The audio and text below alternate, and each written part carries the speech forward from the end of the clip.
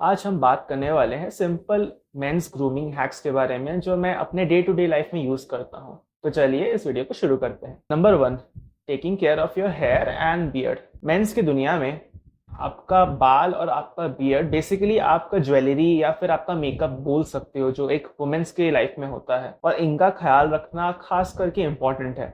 Just like jewellery and makeup, आपका hair और आपका बियर्ड ऐसा चीज नहीं है जो सब पे जैसा सूट करता है आप पे भी वैसा सूट करेगा। कहने का मतलब ये है कि आपको आपके पर्सनल फेस शेप के हिसाब से different hair styles, different beards try करके देखना पड़ेगा कि कौन सा बेटर लगता है। कुछ कुछ के लोगों के फेस में क्लीन शेवन लुक बेटर लगता है, कुछ कुछ के फेस में मुस्टैच बेटर लगता है, कुछ कुछ के फेस में मेरे जैसे थोड़ी कम बियर्ड अच्छी लगती है, और वहीं कुछ कुछ के फेसेस में लाइक लॉन्ग थिक बियर्ड जैसे रॉकी भाई फ्रॉम केजीएफ वैसी टाइप की बियर्ड अच्छी लगती है।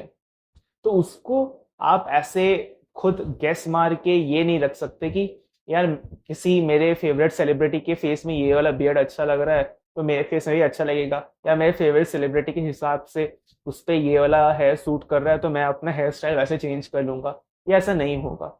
ये ओवर द टाइम आपको अपने फेस के हिसाब से आपको खुद जज करना पड़ेगा कि कौन सा हेयर स्टाइल, कौन सा बियर्ड स्टाइल आप पे सूट करता है। यह जानने के लिए आपको थोड़ा टाइम लगेगा, मे बी 1 साल या 6 महीने का टाइम लग सके, जिसमें आप हर महीने अपना बियर्ड का शेप, अपना हेयर स्टाइल चेंज करके देखो, और आपको खुद को मिरर में देखो कि कौन सा हेयर स्टाइल या कौन सा बियर्ड स्टाइल आपको सबसे ज्यादा सूट करता है। और जैसे ही आपको पता चल जाए आप उस स्टाइल को स्टिक करो, ट्राई करो। महीने में एटलीस्ट 2 बार आप अपने हेयर को ट्रिमिंग करवाओ वैसे ही जो आपके फेस पे सूट करता है।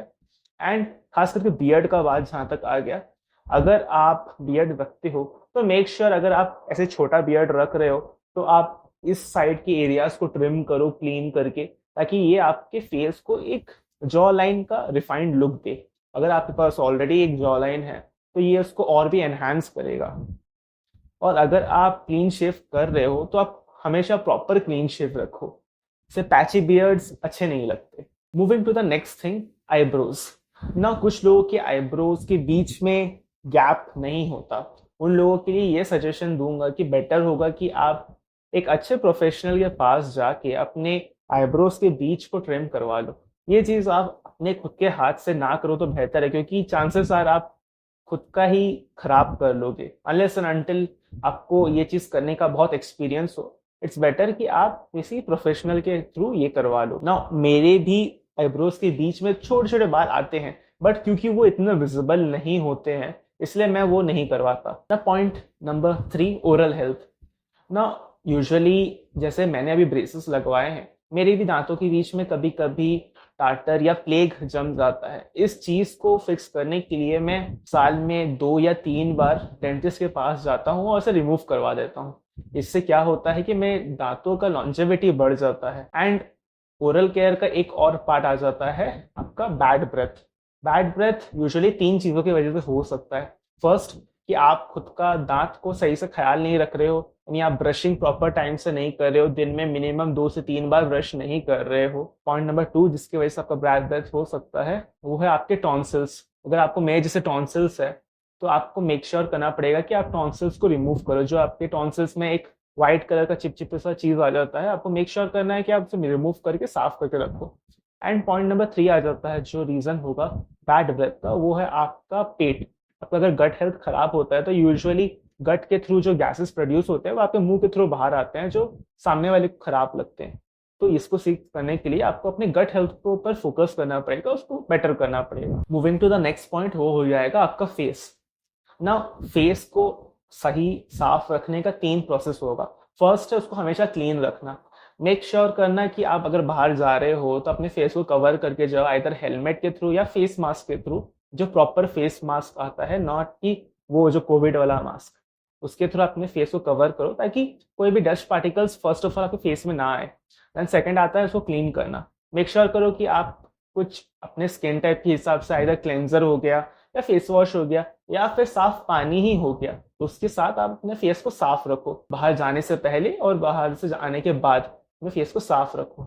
And third and again most important चीज हो गया आपके फेस को ट्रीट करना। ना अगर आप धूप में जा रहे हो ज़्यादातर तो मेक श्योर करो कि आप सनस्क्रीन अप्लाई करके जा रहे हो कोई अच्छे ब्रांड का। एंड साथ ही साथ अगर आप अफोर्ड कर सकते हो तो आप सीरम्स वगैरह पे भी इन्वेस्ट कर सकते हो। बट मैं पर्सनली बोलूँगा अगर आप सीरम अफोर्ड नहीं कर सकते तो मेक श्योर करो कि एटलीस्ट आप एक अच्छे क्वालिटी का सनस्क्रीन अफोर्ड कर पाओ एंड उसको अप्लाई करो। That will be more than enough for the skin. Grooming का नेक्स्ट पार्ट आ जाता है अपने बॉडी को अच्छा रखना। ना बॉडी को अच्छा रखने के लिए आप दो चीज़ें कर सकते हैं। मेक श्योर करो आप फर्स्ट डेली नहाओ and second cheese make sure करो आप जब भी बाहर जाओ या जब भी घर में रहो आप एक साफ सेट ऑफ क्लोथ्स पहनो। ऐसे नहीं कि आपने आज जो कपड़ा पहना आप फिर कल भी वही कपड़ा पहन के जा रहे हो धूप में पसीना होके एंड आप उसके अगले दिन भी वही पहन रहे हो। ऐसा नहीं करना। एक कपड़ा पहन रहे हो और अगर वो बहुत ज़्यादा डर्टी हो जाता है तो आप उसको नेक्स्ट टाइम यूज़ ना करो बिना धोए। ग्रूमिंग का नेक्स्ट पार्ट आ जाता है unwanted body hair and nails.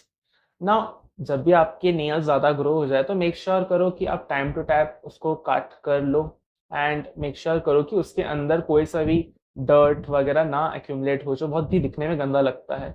And second चीज़ है अगर आपको बॉडी में अनवांटेड हेयर आ रहा है फॉर एग्जांपल आपके नाक के हेयर इतने बड़े हैं कि वो बाहर आ जा रहे हैं, आपके कान के हेयर इतने बड़े हैं कि वो बाहर आ जा रहे हैं, तो मेक श्योर करो कि आप उनको सही हिसाब से ट्रिम कर लो। मैं ये नहीं बोल रहा पूरा ये साफ करके उड़ा दो बट हाँ सही हिसाब से ट्रिम कर लो ताकि वो दिखने में बुरे ना लगे। Last but not least make sure करो कि आप अपने सारे areas including your private areas आप सही से साफ करो एंड ऑल्सो मेक श्योर करो कि आपका गट हेल्थ भी क्लीन रहे। तो आपका गट हेल्थ भी क्लीन होगा तो ओवरऑल बॉडी में चेंजेस डिफरेंटली दिखेंगे। आज के लिए बस इतना ही। I will see you in the next one.